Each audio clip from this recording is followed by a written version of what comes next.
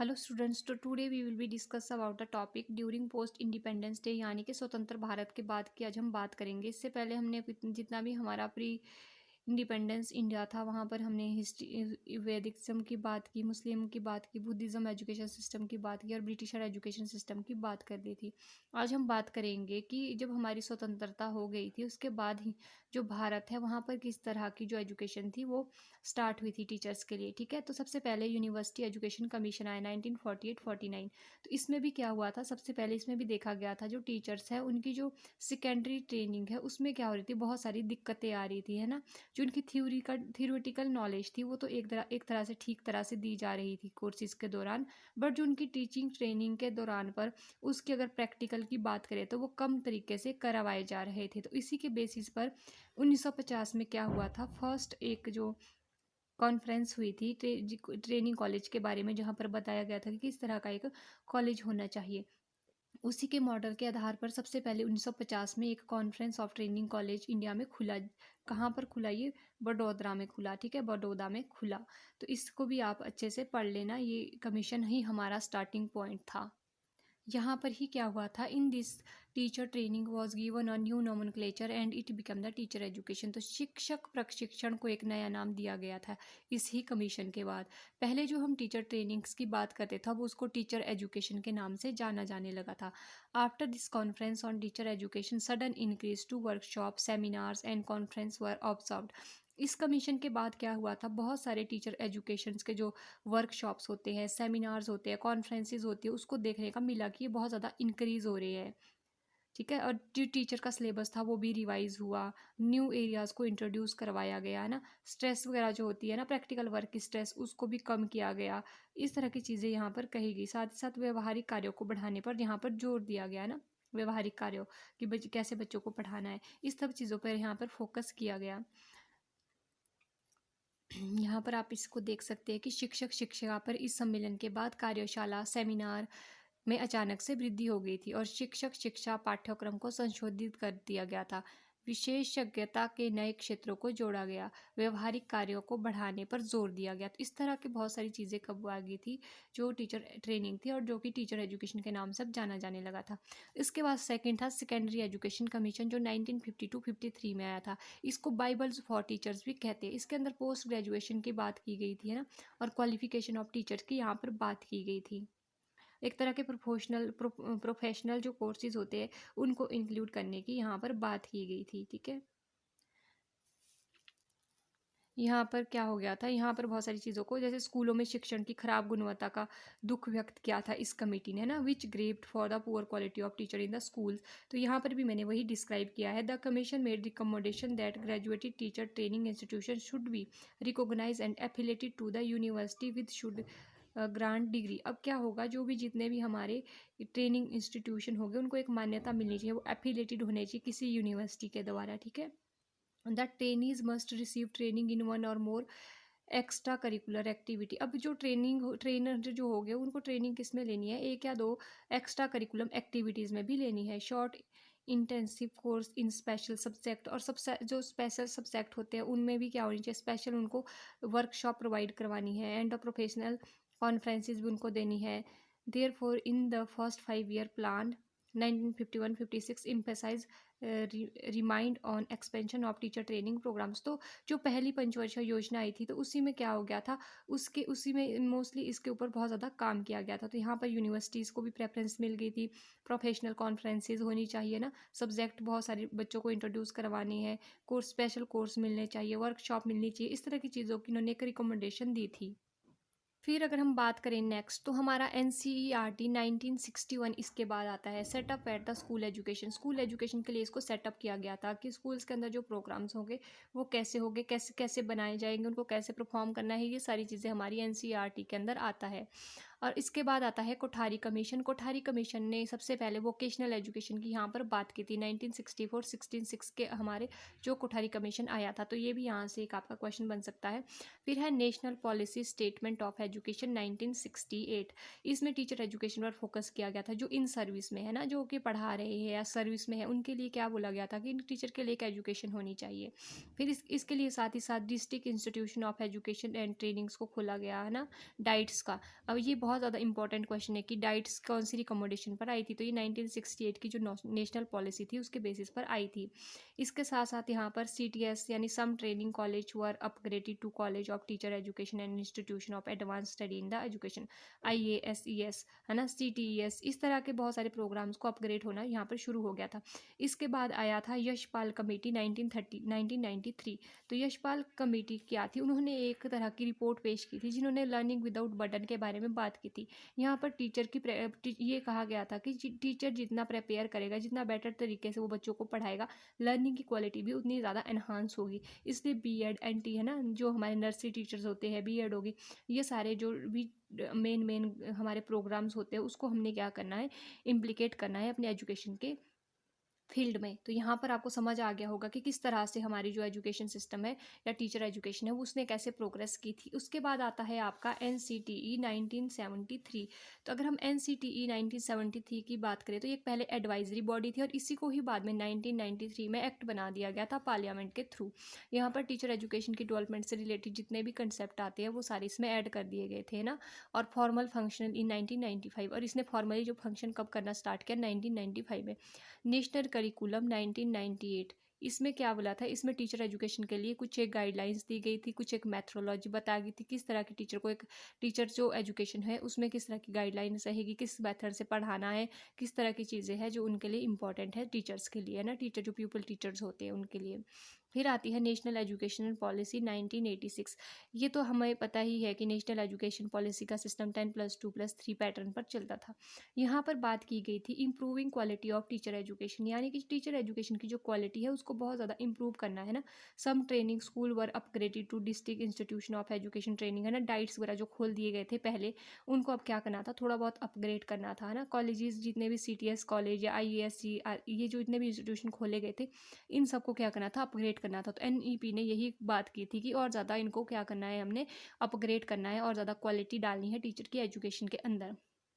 अगर हम बात करें NCTE act 1993, national council for teacher education की, तो ये 1995 में फॉर्म्ड किया गया था ना। हमने पहले भी बात की थी ना अभी थोड़ी देर पहले कि 1995 में क्या किया गया था, इसको फॉर्म्ड किया गया था, है ना। 1973 में ये एक एडवाइजरी बॉडी थी, फिर उसके बाद इसको एक्ट के थ्रू एक्ट बना दिया गया था 1993 में। और जब इसने फॉर्मली काम करना शुरू किया तो 1995 में इसने एक तरह से अपना काम करना शुरू कर दिया था। यहाँ पर क्या कर दिया गया था, यहाँ पर टीचिंग का कैसा प्रोसेस होना चाहिए, स्टैंडर्डाइज टीचर एजुकेशन को स्टैंडर्ड एक देना है कि किस स्टैंडर्ड से टीचर को पढ़ाना चाहिए, टीचर्स के पास किस तरह की एजुकेशन होनी चाहिए ना, किस तरह से जो टीचर की मेथोडोलॉजी है वो टीचर को आनी चाहिए। ये सारी चीज़ें कहाँ आ गई थी, ये आ गई थी NCTE एक्ट 1993 में। फिर आया है हमारा NCF 2005।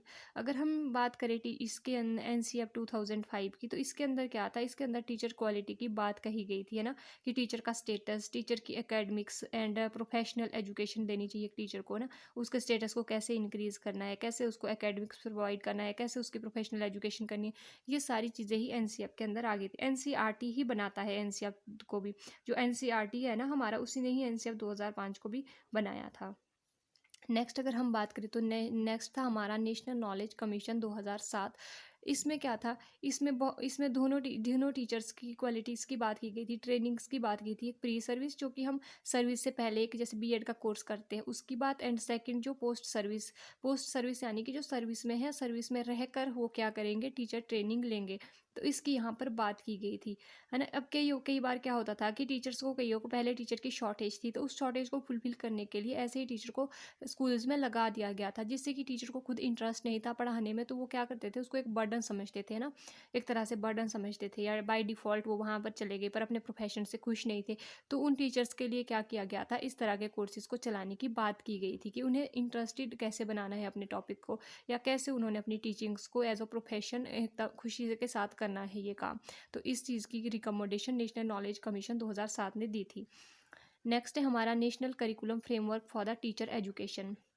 अगर हम इसकी बात करें NCFTE 2009 की, तो अगर इसकी हम एक तरह की बात करें तो एक तरह का ये अपडेट था, है ना, advance advance advance advance curriculum of education की यहाँ पर बात की गई थी कि जितने भी एडवांस टीचर को एडवांस होना है ना, इनोवेटिव होना है टीचर को, ये यहाँ पर कहा गया था, ताकि जो टीचर है वो ट्रेडिशनल तरीके से हटकर आज की जनरेशन के साथ क्या कर सके, अच्छे से डील कर सके क्लासरूम के अंदर।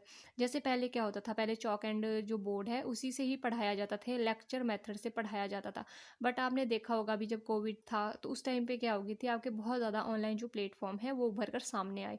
तो वो किसकी वजह से आया, क्योंकि जो नेशनल करिकुलम फ्रेमवर्क है उसकी ही रिकमेंडेशन थी कि एक टीचर को हमेशा अपने आप को अपडेट रखना है ना, एडवांस रहना है, ताकि जो बच्चे हैं वो एडवांस बन सके, इनोवेटिव होना चाहिए एक टीचर को, ताकि जो बच्चे हैं वो भी इनोवेटिव रहे। तो इसलिए ही जो टीचिंग प्रोफेशन होता है वो एक ऐसा प्रोफेशन होता है जहाँ पर हम क्या कर सकते हैं, अपने एज गैप को कम कर सकते हैं, बच्चों के साथ हम वहाँ डायरेक्ट डील करते हैं, और जैसे हम बच्चों के साथ डील करते हैं तो हम वहाँ पे क्या करते हैं, अप टू डेट रहते हैं चीज़ों को लेकर। तो आपको यहाँ तक समझ आ गया होगा कि इसका मेन काम क्या था। अगर हम national curriculum framework for teacher education की बात करें तो इसका बेस तो हमारा एनसीएफ 2005 था और आरटी एक्ट 2009 था।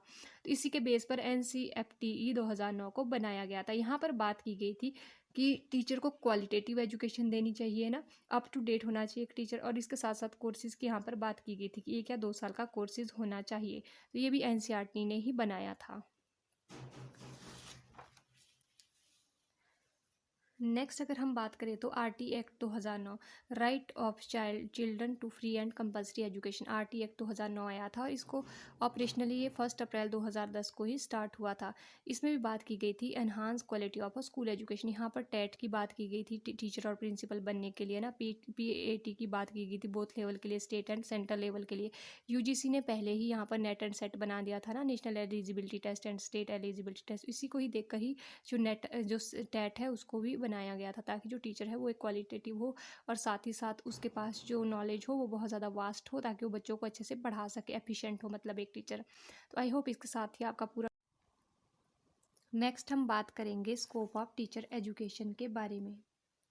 स्कोप का मतलब है शिक्षक शिक्षा का दायरा, कि दायरा कितना है ना, कहाँ तक जा सकता है, कितना एरिया जो है शिक्षक शिक्षा के अंदर कवर होता है। और इसके साथ साथ ही हम बात करेंगे शिक्षक शिक्षा कार्यक्रम के प्रकार और स्तर की, यानी कि टाइप्स एंड लेवल जो हमारे टीचर एजुकेशन प्रोग्राम्स के होते हैं उनके बारे में भी। तो हम सारा टॉपिक इसमें ही इंक्लूड कर देंगे। अगर हम स्कोप की बात करें तो स्कोप के अंदर इसका क्या क्या दायरा है। पहला दायरा क्या होता है, देखो कि teacher education at different level of education. अब क्या होगा, टीचर एजुकेशन के बहुत सारे लेवल होंगे ना, उसको भी कवर कौन कर रहा है, हमारा टीचर एजुकेशन। फिर है ट्राइंगुलर बेसिस ऑफ एजुकेशन। अब बेसिस ऑफ एजुकेशन, बेसिस का मतलब क्या हो गया यहाँ पर, कि शिक्षा का जो कितना, इसका क्या बेसिक है ना, जब भी हम कोई एजुकेशन बनाते हैं, एजुकेशन प्रोग्राम चलाते हैं, तो उसके लिए क्या होता है, कुछ एक उसका आधार होता है ना, कुछ ना कुछ हम बेस लेते हैं। हम सोसाइटी को भी बेस ले सकते हैं, है ना, हम साइकोलॉजी को भी बेस ले सकते हैं, फिलॉसफी को भी बेस ले सकते हैं। तो इसी तरह ही क्या होता है, किसी न हर चीज़ का कोई ना कोई आधार होता है। वैसे ही टीचर एजुकेशन का जो आधार होता है वो ट्रायंगुलर आधार होता है। नेक्स्ट है एस्पेक्ट ऑफ टीचर एजुकेशन। अब एस्पेक्ट्स ऑफ टीचर एजुकेशन की क्या क्या ऐसे एस्पेक्ट्स हैं जो टीचर एजुकेशन के लिए ज़रूरी है ना, टीचर को अपनी टीचर एजुकेशन के लिए ऐसी कौन कौन सी चीज़ें जानना ज़रूरी है जिसकी वजह से जो उसकी टीचिंग है वो बहुत ज़्यादा क्वालिटेटिव हो जाए। तो यही हमारे कुछ एक स्कोप होते हैं। ये हमारी ब्रॉडली इसको क्लासीफाई किया गया है स्कोप को, और इसके अंदर भी फर्दर हम क्या करेंगे, छोटे छोटे स्कोप्स को हम क्या करेंगे, डिस्कस करेंगे कि इसके अंदर भी कौन से इसके जो स्पेसिफिक दायरा है वो कौन कौन सा है। ठीक है, पहले हम जनरल बात करेंगे कि जनरली क्या है इसका दायरा। तो वो जनरली इसके 3 दायरे होते हैं, एक teacher education and different level, यानी कि 3 स्तर पे टीचर एजुकेशन को बांटा जाता है। फिर हम उसके बाद बात करते हैं ट्रायंगुलर बेसिस ऑफ एजुकेशन। अब कोई इसका आधार क्या है ना, टीचर एजुकेशन तो हमने बोल दिया कि टीचर एजुकेशन होनी चाहिए, ऐसी होनी चाहिए, बट उसका कोई आधार भी तो होना चाहिए। फिर हम बात करेंगे एस्पेक्ट्स ऑफ एजुकेशन, कि ऐसे कौन कौन से एस्पेक्ट्स हैं टीचर एजुकेशन के लिए जो ज़रूरी है जानना। ठीक है, चलिए फिर स्टार्ट करते हैं teacher education and different level of education से। सबसे पहले इसमें लेवल आता है प्री प्राइमरी टीचर एजुकेशन, फिर प्राइमरी एजुकेशन, फिर एलिमेंट्री टीचर एजुकेशन, फिर higher secondary teacher education and फिर द टर्शरी प्रोफेशनल टीचिंग। अगर हम प्री प्राइमरी की बात करें तो टीचर एजुकेशन के अंदर यहाँ पर NTTC, ECCE, इसमें क्या होता है, NTT क्या होता है, हमारा नर्सरी जो टीचर होते हैं ना, NT वगैरह जो एक अब प्रोग्राम लॉन्च हुए उसके थ्रू है ना। एक होता है चाइल्ड केयर के लिए ECCE, यहाँ पर क्या करते हैं, बच्चों की केयर करी जाती है स्कूल्स के अंदर। तो ये ही सारे क्या आ जाते हैं हमारे प्री प्राइमरी। तो इसके लिए 1 साल का क्या होता है, डिप्लोमा या कोर्स होता है। तो उसी में ही टीचर एजुकेशन के लिए ये इंपॉर्टेंट एक तरह का लेवल है। फिर आता है प्राइमरी एजुकेशन, जहाँ पर JBT, NPTT, PTT and ELED, है ना, DLED जो होता है ये हमारे प्राइमरी एंड एलिमेंट्री एजुकेशन दोनों के लिए ज़रूरी होता है। नेक्स्ट अगर हम बात करें एलिमेंट्री टीचर एजुकेशन की, इसमें हमारा BEd है ना, DLED ये हमारा सारा इसके अंदर आ जाता है, जो हम प्रोफेशनल डिग्री करते हैं जिसके बाद कि हम टीचर बन सकते हैं। तो ये एक तरह के लेवल है कि इस तरह के लेवल होने चाहिए किसी टीचर को एक तरह से टीचिंग में एक अच्छा क्वालिटी को दिखाने के लिए। फिर है हायर सेकेंडरी टीचर एजुकेशन। यहाँ पर क्या होता है, BEd MEd है ना, मास्टरी डिग्री के साथ BEd, इस तरह के हायर सेकेंडरी टीचिंग के लिए ज़रूरी जो क्राइटेरिया रखा होता है। फिर है टर्शरी और प्रोफेशनल टीचिंग। यहाँ पर हमारा MEd आ गया है ना, नेट आ गया, सेट आ गया, national eligibility test, state eligibility test. तो ये क्या है, एक तरह का क्राइटेरिया है कि एक टीचर को ये क्राइटेरिया फुलफिल करना है, उसके बाद ही वो क्या कर सकता है, एक एफिशिएंट टीचर बन सकता है। तो ये ज़रूरी होता है कि हर एक लेवल पे हर तरह का टीचर हो, क्योंकि जब बच्चे का स्तर छोटा होता है तो उसको वैसे ही टीचर को टैकल करना पड़ता है ना, बच्चों के मेंटल एबिलिटी के अकॉर्डिंग हमें बच्चों को टैकल करना पड़ता है स्कूल में। तो अगर हम फॉर एग्जांपल हम किसी कॉलेज के प्रोफेसर को सीधा फर्स्ट क्लास के बच्चों को पढ़ाने छोड़ेंगे तो टीचर क्या करेगा, उनके साथ डील नहीं कर पाएगा, वो उनके जो मानसिक स्थिति है उसको अच्छे से नहीं समझ पाएगा उस टाइम पे, ना ही वो अलग मेथड को समझ पाएगा कि इसको हम कौन कौन से और मेथड से समझा सकते हैं ना, जैसे स्टिक्स का यूज़ करते हैं ना, या ब्लॉक्स दे दिए बच्चों को। तो इस तरह की बहुत सारी टेक्निक यूज़ करनी पड़ती है वहाँ पर। अगर वैसे ही क्या होगा, प्राइमरी टीचर को हम एक हायर कॉलेज में छोड़ दे पढ़ाने के लिए, तो क्या होगा, वो वहाँ पर एक तरह से क्वालिटेटिव उनको एजुकेशन नहीं दे सकता, क्योंकि उसके पास खुद उतनी वास्ट नॉलेज नहीं है। नॉलेज भी नहीं बोलेंगे, एक्सपीरियंस भी बोल सकते हैं, या उसने ट्रेनिंग नहीं ली है उस पर्टिकुलर चीज़ की कि कैसे बच्चों के साथ डील करना है वहाँ जाकर। तो हर एक लेवल पे बच्चों के साथ डील करने के लिए हम लोगों को उस तरह से तैयार होना पड़ता है। तो वही क्या थे, डिफरेंट लेवल ऑफ एजुकेशन आ जाते हैं। नेक्स्ट हम बात करते हैं ट्रायंगुलर बेसिस ऑफ एजुकेशन, कि अब बेसिस क्या है, एजुकेशन का बेसिस क्या है, कि हम एजुकेशन क्यों लेते हैं ना, किसके आधार पर, क्या ऐसा क्राइटेरिया होगा जिसके बेसिस पर हमें एजुकेशन को फ्रेम करना है या हमने पढ़ाना है बच्चों को। तो इसके लिए क्या होते हैं, एक हमारे फिलोसफिकल, फिर साइकोलॉजिकल एंड उसके बाद हमारे सोशियोलॉजिकल एस्पेक्ट्स हम लेते हैं, उसी को ही हम ट्रायंगुलर बेसिस ऑफ एजुकेशन बोलते हैं। फिलोसफी के अंदर हम स्कूल ऑफ फिलोसफी की बात करते हैं, थॉट्स की बात करते हैं ना, जहाँ पर हमने बात की थी वेस्टर्न फिलोसफी की, इंडियन फिलोसफी की, है ना, सांख्य दर्शन की हमने बात की थी, कपिल मुनि का न्याय, ऐसे बहुत सारे हमने पतंजलि की बात की, योगास की बात की, है ना, ये सारी चीज़ें हमने पहले डिस्कस कर दी थी। तो वो सारे क्या है, फिलोसफिकल बेसिस है ना, कि फिलोसफी के बेस पर हमने बच्चों को पढ़ाना है। फिर हमने वेस्टर्न स्कूल की बात की थी, जहाँ हमने आदर्शवाद, है ना, प्रयोजनवाद, नेचुरलिस्ट, ऐसी बहुत सारी हमने एक्सटेंशनलिज्म, इतने सारे हमने डिस्कस करे थे। तो वो क्या है, वो हमारा बेस है, किसका बेस है, हमारी नॉलेज का, हमारी एजुकेशन का बेस है। तो वहीं उस सबको ही ध्यान में रख के रही हम क्या बनाते हैं, कुछ एक एजुकेशन के ऑब्जेक्टिव बनाते हैं। फिर है हमारा साइकोलॉजिकल। अब साइकोलॉजी के अंदर क्या आता है, स्टडी ऑफ बिहेवियर। हम बोलते हैं ना कि हम जहाँ पर क्या करते हैं, हम किसी की भी इंडिविजुअल की बिहेवियर की स्टडी करते हैं, वही हमारा साइकोलॉजी हो जाता है। तो वो क्यों ज़रूरी है, वो बच्चे की जो बिहेवियर है उसको पढ़ना बहुत ज़रूरी है। क्यों ज़रूरी है, ताकि हम क्या कर सके, बच्चों के इंटरेस्ट को ध्यान में रख के अपने कंटेंट को बना सके, है ना, बच्चों की मेंटल एज को ध्यान में रखकर उनको चीज़ों को समझा सके। तो इसी से ही क्या होता है, हमें पता चलता है ना, डिफरेंस होता है बच्चों के अंदर। तो उस डिफरेंस को कैसे फुलफिल करना है, बच्चों के अंदर लर्निंग अगर डिसेबिलिटी है उसको कैसे टैकल करना है, ये सारी चीज़ें हमें कब पता चलेगी, जब हमारा एजुकेशन का ही कोई एक बेस होगा, या जो एक टीचर के लिए टीचर एजुकेशन है उसका एक स्कोप होगा। ठीक है। नेक्स्ट है हमारा aspects of teacher education. Aspects of teacher education के अंदर आता है हु, हुम, व्हाट, हाउ। इसका हु का मतलब क्या है, कौन, कौन है टीचर, कौन है। ठीक है। फिर हुम, हुम का मतलब है कि किसको, किसको पढ़ाना है हमने ना, स्टूडेंट को पढ़ाना है। फिर वट, वट का मतलब आता है यहाँ पर कि क्या पढ़ाना है ना, बच्चों को। चलो टीचर ये है, अब टीचर बच्चों को हुम पढ़ाएगा। फिर वट, वट अब सब्जेक्ट मैटर भी तो होना चाहिए, बच्चों को क्या पढ़ाना है ना, किस तरह से पढ़ाना है, स्ट्रेटेजीज क्या होनी चाहिए। तो स्ट्रेटेजीज के अंदर आ जाता है हाउ, कि किस तरीके से हमने बच्चों को समझाना है, कि हम बच्चों को इसको सिर्फ लेक्चर के थ्रू समझा दें, या बच्चों के लिए इसमें कुछ प्रैक्टिकल ऐड करें, या बच्चों को कहीं ट्रिप पे ले जाए, या बच्चों के साथ मतलब कैसे डील करे किसी कंसेप्ट को लेके, है ना, या कोई इनसे एक्टिविटी करवा दे। तो ये सारी चीज़ें कहाँ आती है, ये भी टीचर एजुकेशन के दायरे के अंदर आती है। तो आई होप आपको इसी के साथ पूरा जो टॉपिक है वो अच्छे से समझ आ गया होगा, और आपके जितने भी इसमें से डाउट हो गए वो भी क्लियर हो चुके होंगे। तो इसी के साथ हमारा जो सेकंड पार्ट है, इसका भी हमारे सेकंड पार्ट का यूनिट 2 जो हमारा teacher education and related aspects था, उसका हमारा फर्स्ट टॉपिक पूरा कंप्लीट हो जाता है। इसमें हमने कंसेप्ट ऑफ टीचर एजुकेशन की बात में देखा था कि हिस्ट्री कैसी थी, है ना, हिस्ट्री कैसी थी टीचर एजुकेशन की। फिर हमने उसके बाद बात की स्कोप की, कि ऐसे कौन से स्कोप है। तो 3 स्कोप होते हैं, लेवल की बात की हमने, ट्रायंगुलर बेसिस की बात की, और एस्पेक्ट्स की बात की। अब उसके बाद है टीचर एजुकेशन प्रोग्राम। तो टीचर एजुकेशन प्रोग्राम्स भी हमारे लेवल में ही आ जाते हैं ना, क्योंकि एजुकेशन प्रोग्राम्स क्या हो गए, जैसे हमारी बीएड हो गई, वो किस लिए ज़रूरी है ना, एनटीटी हो गया, जेबीटी हो गया, ये किस लेवल पर ज़रूरी है, नेट सेट किस लेवल पर ज़रूरी है। तो ये सारा हमारा किसके अंदर आ जाता है, ये आ जाता है हमारा टीचर एजुकेशन प्रोग्राम्स के अंदर। तो इसी के साथ सारा टॉपिक कवर हो जाता है। तो मिलते हैं जल्द ही नेक्स्ट वीडियो में नेक्स्ट टॉपिक के साथ। तब तक के लिए bye bye and thank you for watching.